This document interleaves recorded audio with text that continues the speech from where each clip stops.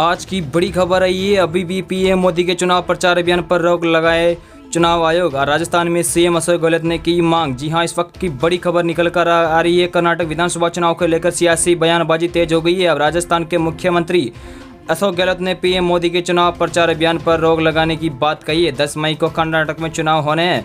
कर्नाटक विधानसभा चुनाव को लेकर सियासी बयानबाजी हो गई। अब राजस्थान के मुख्यमंत्री अशोक गहलोत ने पीएम मोदी के चुनाव प्रचार अभियान पर रोक लगाने की बात कही है। राजस्थान के सीएम गहलोत ने कर्नाटक चुनाव में पीएम मोदी के इलेक्शन कैंपेन पर रोक लगाने की बात कहते हुए कहा कि कानून पढ़ लेना चाहिए आपको, मैं ईमानदारी की बात बता रहा हूं। इस दौरान गहलोत ने एक उदाहरण देते हुए ये बात कही।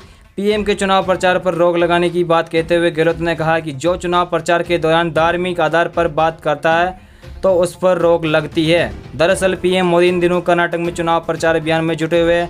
इन दिनों पीएम का रोड शो और रैली का आयोजन किया जा रहा है। गहलोत ने पीएम मोदी पर निशाना साधते हुए गहलोत ने पीएम में चुनाव प्रचार अभियान पर रोक लगाने की बात कही थी। इस दौरान उन्होंने पत्रकारों से कहा कि यकीन न हो तो कानून पढ़ लीजिए।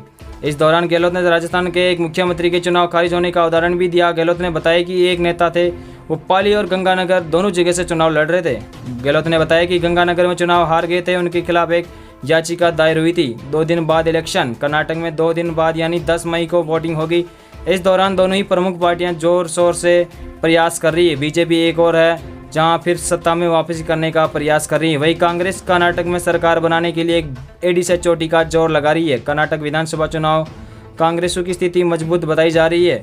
इस दौरान किए गए पोल सर्वे में कांग्रेस को कर्नाटक में बहुमत मिलते हुए दिखाया गया है। अगर चुनाव से पहले किए गए सर्वे सच साबित होते हैं तो कर्नाटक में कांग्रेस सत्ता पर काबिज हो जाएगी।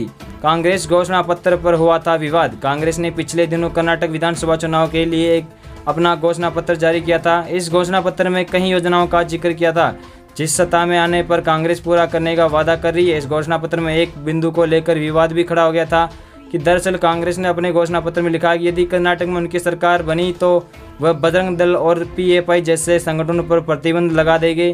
कांग्रेस के इस वादे के बाद भारतीय जनता पार्टी ने कांग्रेस को आड़े हाथों लिया था। इसके बाद एक विवाद की स्थिति पैदा हो गई। जी हां दोस्तों, ये थी बड़ी खबर।